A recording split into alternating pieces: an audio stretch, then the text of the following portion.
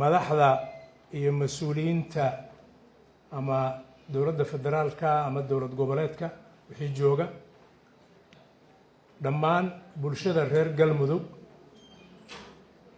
iyo saxaafadda mudanayaal iyo marwooyin assalaamu calaykum waraxmatullaahi wabarakaatu.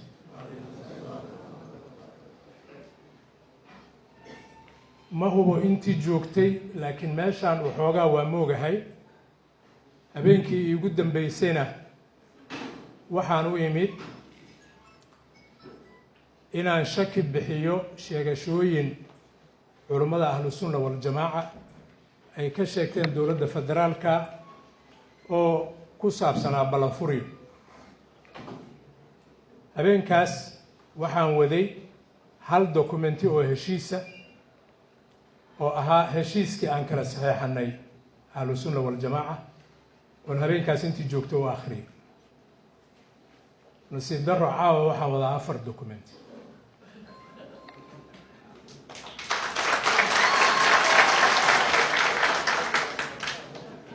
afarta dokumentiba waa dokumenti ay geliyeen baraha bulshada saxaafaddana ku faafiyeen ahlu sunna wal jamaaca nuxurkuna kii hore ama la mid yahay ama uusan ka fogeyn oo ah sheegasho in ballanqaadyo iyo heshiisyo lala galay wax laga xumeeyey. waxaan rabaa inaan warbixin qoraal ah oo intaan waraaqihii la soo geliyey saxaafadda iyo social mediada 4 waraaqood intaan fiiriyey oo review ku sameeyey aan ka soo diyaariyey warbixintaas qoraalkaahan rabaa marka inaan idiin akhriyo. haddaan waxoogaa dheereeyana raalli ahaada, waxaa laga yaabaa inay dhowr page tahay. bismillah.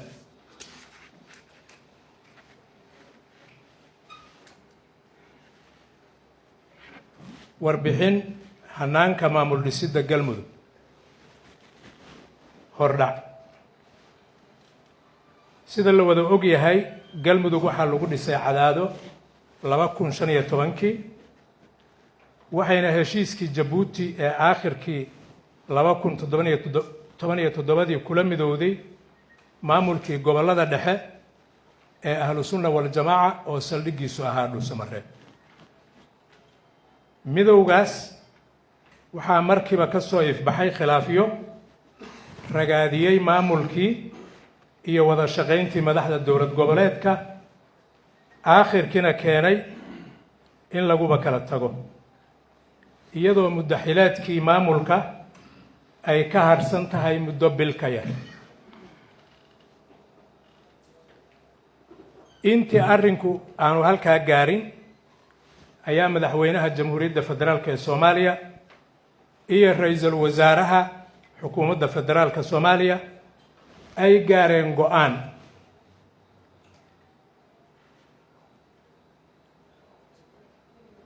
in dowladda federaalku qaado tallaabooyin lagu badbaadiyo Galmudug. kaasoo ahaa go'aanku. haddaba iyadoo go'aankaas laga ambaqaadayo ayaa xiriir lala bilaabay madaxdii Galmudug. ra'iisul wasaaraha ayaa wuxuu yimid Dhuusamareeb bartamihii Juun iyadoo xaaladdu cakiran tahay oo madaxweynihii dowlad goboleedku uu shalay ka ambabaxay magaalo madaxda. madaxweyne ku-xigeenkii iyo ra'iisul baarlamaankiina ayba ka sii horreeyeen. ra'iisul wasaaraha ayaa hadal la furay madaxdii dowlad goboleedka Galmudug. wada hadalkii dowladda federaalka iyo dowlad goboleedka Galmudug. ra'iisul wasaare Khayre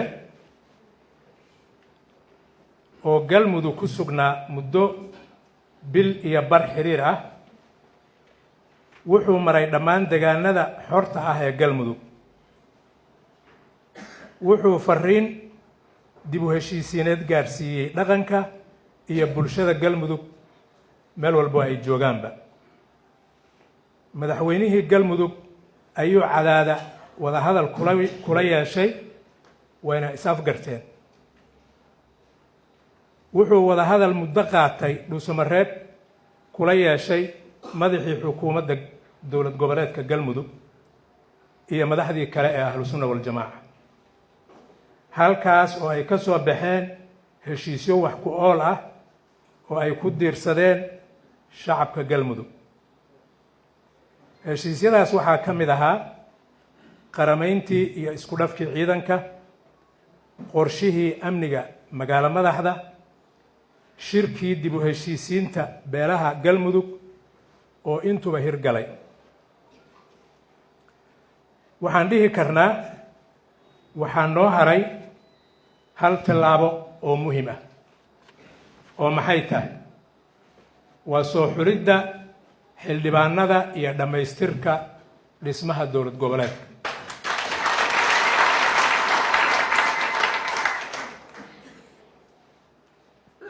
waana halkaas meesha ay ka guntami doonto guusha ama guuldarrada galmudug. waxaase mudan inaan xuso jidkii uu soo maray geedi socodkii wada xaajoodka dowladda federaalka ah iyo ahlu sunna wal jamaaca. hanaankani wuxuu soo bilowday ka hor intii ra-iisul wasaaruhu aanu galmudug imaan. ahlu sunna wal jamaaca waxay markaas si adag ugu gorgortameen in xildhibaanada golaha wakiilada galmudug ee la dhisi doono laga siiyo 50%. waxayna arrinkaas ku xireen inay oggolaadaan in Dhuusamareeb la isugu yimaado, albaabka wadahadalkuna furmo. wax tirooyin la isku celceliyaba ahlu sunna wal jamaaca waxay ku soo gurisay wax u dhigma ama 35 xildhibaan ama albaabka waa xiraya. arrinkaasi dowladda federaalka wuxuu uga dhignaa macar baa dhamid leh, macaanaa qubid leh.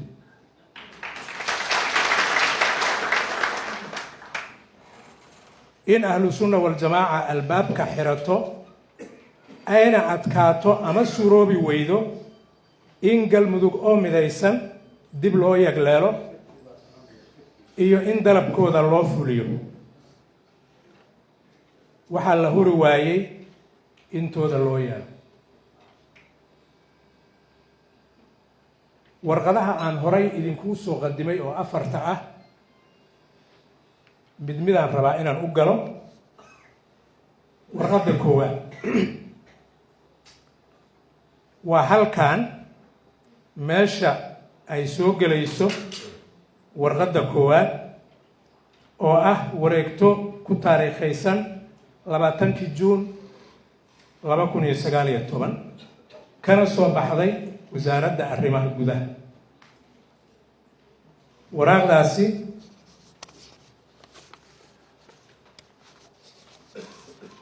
waa waraaqdaas labada gol. waxaa saxeexay wasiirka arrimaha gudaha oo aniga ah.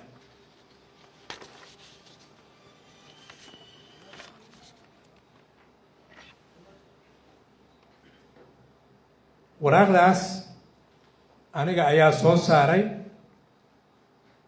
saxeexay, eed iyo ammaan waxay yeelatana diyaar u ah inaan xambaaro.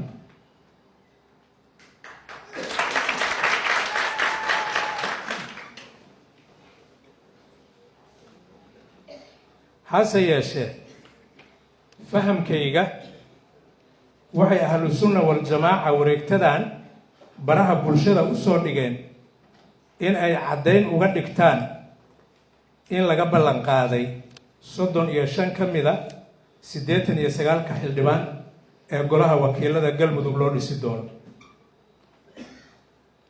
intaas cid ka dafirtay oo aan ogahay ma jirto.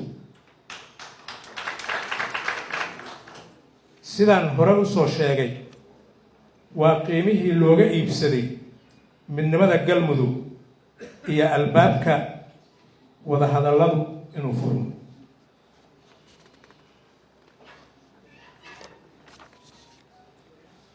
waxaa isweydiin leh sidee loo fulin karaa ballanqaadka loo sameeyey ahlusunna waljamaaca? yay ku xiran tahay? jidkee loo maraa? waqtigeedii ma la gaaray?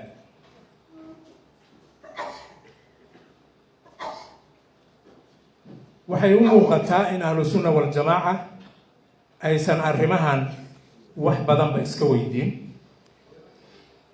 dowladda federaalku waxay juhdi kasta ku bixinaysaa in ballanqaadkaasi fulo. waxaase la rabaa in la ogaado in dastuurka federaalka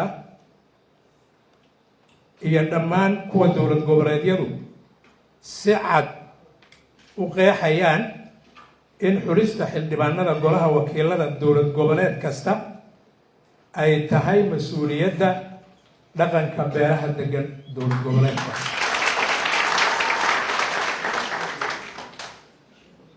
dowladda federaalku waxay garowsan tahay in cidda 35 xildhibaan ee ahlu sunna loogu tegayaa ay tahay odayaasha dhaqanka galmudug.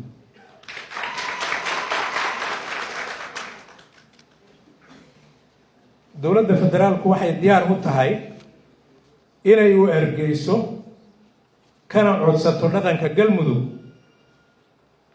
inay la meel mariyaan qaanta ay u qaadeen danta midnimada iyo xal u raadinta galmudug.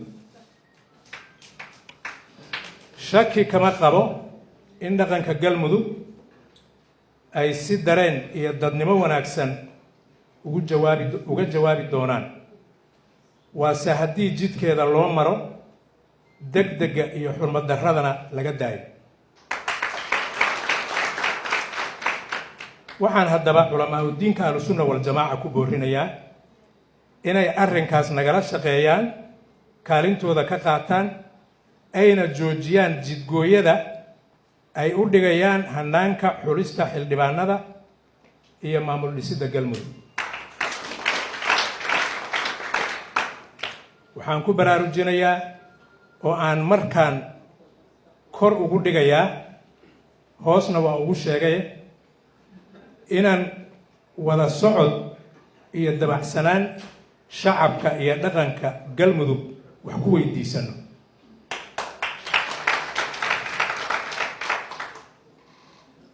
degdeg, cadaadis iyo qardajeex laguma heli karo danta iyo meesha aan u soconno. warqaddaas halkaasaa warkeedu ku egyahay. waa wareegtadaas ka soo baxday wasaaradda arrimaha gudaha oo malaha loo soo dhigay baraha bulshada in la yidhaahdo waxba nala ka ballan qaaday oo waa nala ku ballan furay, iyadoo aan waxba laga dhahayn. waxa nala ka ballan qaaday ma la fulin waaye masajidka ay lahaayeen aan weli la gaari iyo waqtigeedii. warqadda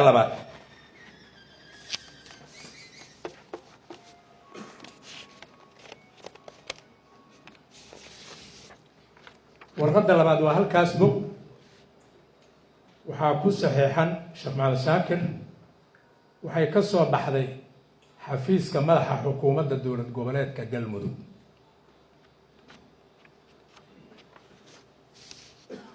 warqadda labaad oo ku taariikhaysan 20 juun 2019, isla taariikhdii wareegtada wasaaraddu soo baxday, kana soo baxday xafiiska madaxa xukuumadda dowlad goboleedka galmudug, waxaan ku aragnay baraha bulshada. warqaddaas waxaa laga dhigay inay tahay aqbalaad wareegtadii wasaaradda arrimaha gudaha federaalka oo iyana soo baxday isla taariikhdaas. marka hore waxaan culummada ugu caqli celin lahaa inay kala saaraan galmudug iyo ahlu sunna wal jamaaca.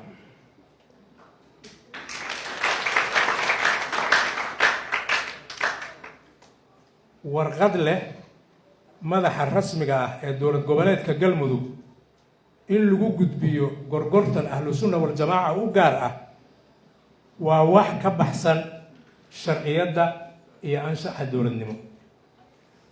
marka labaad, warqaddaas in la qoro ama la faafiyo wax baahi ah oo loo qabayba ma jirin. haddii aysan ahayn, wasiirku wuxuu inkiri doonaa wareegtadii uu qoray ee baltanaha lagu xoojiyo.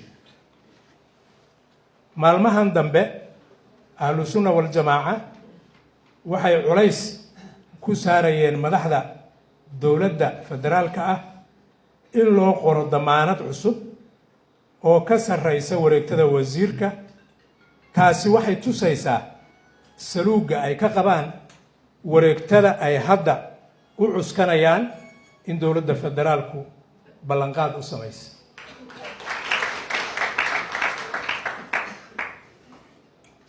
waxaa lagu mahmaahi jiray dudun dugsi iyo dareensi iskuma laha.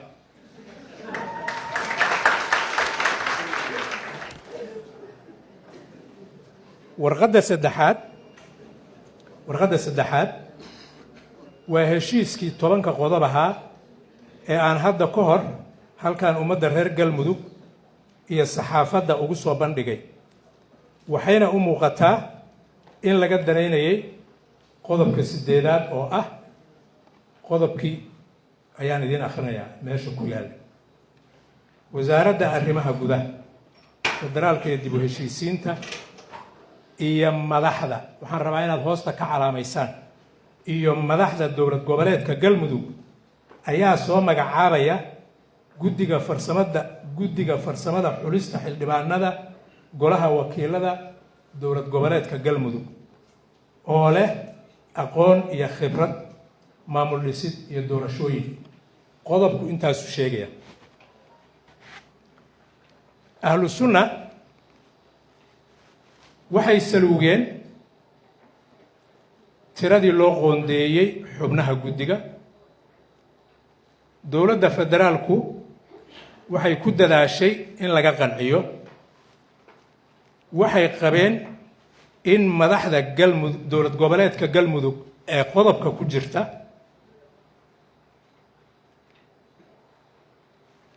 ay iyaga keliya yihiin oo aysan ku jirin madaxdii sare ee galmudug loo soo doortay. mudanayaal iyo marwooyin,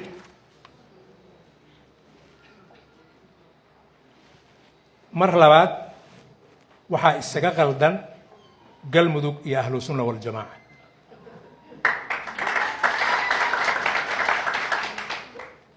waxay ku gorgortameen in guddiga barkii ay iyagu soo magacaabaan.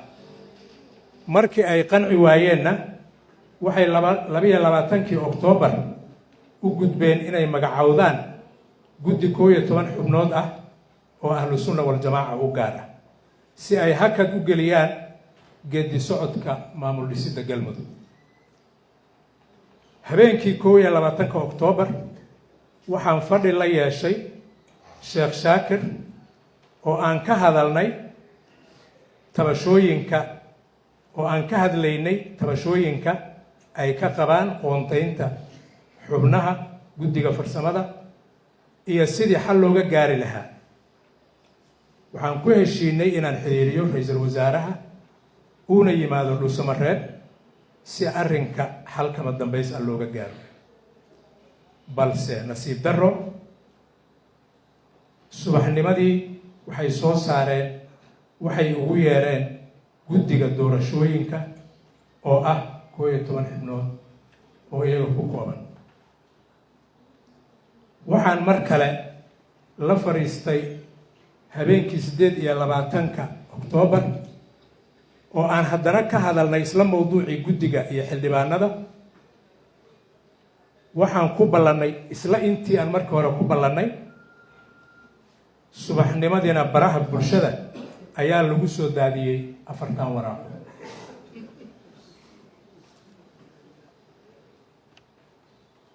runtii aniga aragtidayda waxaa muuqata in dhanka ahlusunna waljamaaca aysan daacad ka ahayn hanaanka maamul dhisidda galmudug haddaysan ka gaarayn dana iyaga u gaar ah dherarka iyo dhumucda danahaasna ay iyagu sheegtaan warqadda afaraad warqaddii saddexaad miyaan idinka soo bootiyo warqadda afaraad waa warqaddaas labada boga waxaa salkeeda ku saxiixan sheekh maxamed shaakir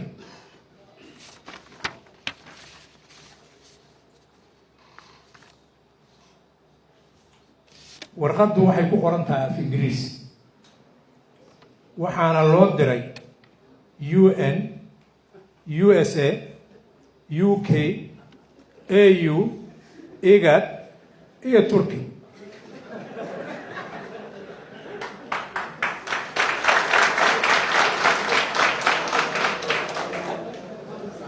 waxaan rabaa inaan idinla wadaago arrimo runtii yaab leh oo aan anigu u gartay danta laga leeyahay inay tahay in cadaadis lagu abuuro ku jeeda dowladda federaalka ah bal inay wax dhiiqaan waxaan halkan ku soo koobayaa nuxur ahaan qodobada ugu muhiimsan oo tarjuman waraaqdan af ingiriiska wixii aan is-iri waa ugu muhiimsan yihiin aan ka soo qaaday oo dhowr qodob qodobka koowaad waxay ku qoreen dowladda federaalku waxay faragelin joogto ah ku haysaa arrimaha dowlad goboleedyada ahlusunna waljamaaca waa aniga tayda ahlusunna waljamaaca inay warqad u qorto beesha caalamka ay leedahay dowladda federaalku faragelin bay nagu haysaa iyo dowladda federaalku 35 kursi ha naga siiso baarlamaanka galmudug bal ahlusunna waljamaaca meel la isugu geeyo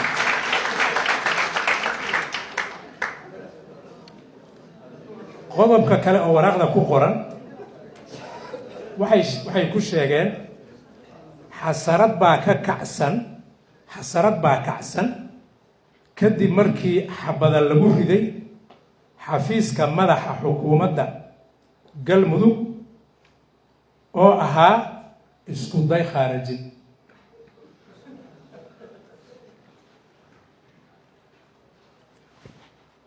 qodob kale waxay ku yidhaahdeen dowladda federaalku waxay ka caraysiinaysaa shacabka degaanka iyo ahlusunna waljamaaca oo la daalaa dhacaysa waa ahlusunna waljamaaca dagaalka ay kula jirto argagixisada waxayna qarka u saaran tahay inay ka soo baxdo aagaga ay dagaalka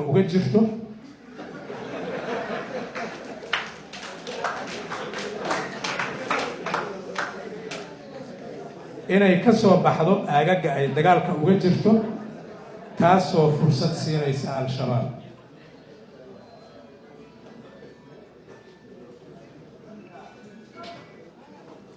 qodob kale waxay ku yidhaahdeen qabashada doorasho daahfuran oo si nabad ah ku dhacda mas-uuliyaddeeda waxaa iska leh galmudug maamulka galmudug oo aan u garanayo in ahlusunna waljamaaca laga wado maamulka galmudug waxay dhowaan magacaabeen guddi doorasho oo mathilaya dhammaan beelaha galmudug qodobka ugu dambeeyoon jeclaa inaan idinla wadaago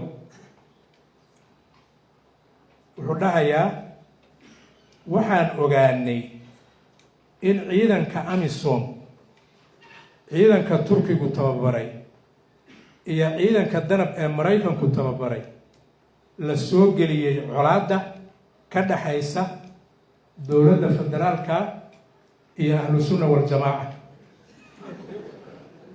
loona isticmaalay shacbiga dhuusamareeb.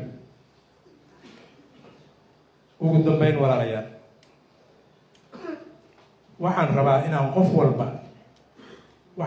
qof walba ogaado in mas-uuliyadda maamul dhisidda Galmudug ay tahay arrin dastuuri ah oo looga fadhiyo wasaaradda arrimaha gudaha federaalka iyo dib u heshiisiinta inay gudato, aanana marnaba rabitaan qofeed ama kooxeed aysan hakin doonin gaarista himilooyinka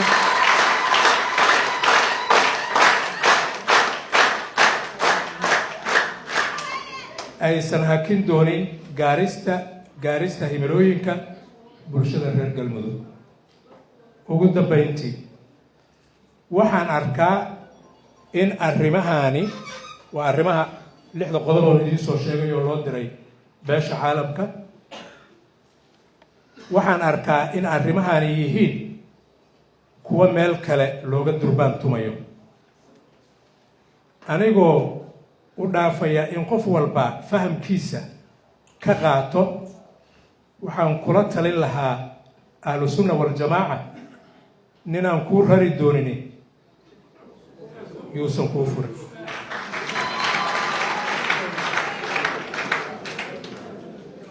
waa ku mahadsan tihiin dhegaysiga iyo dulqaadka aad igu qadariseen.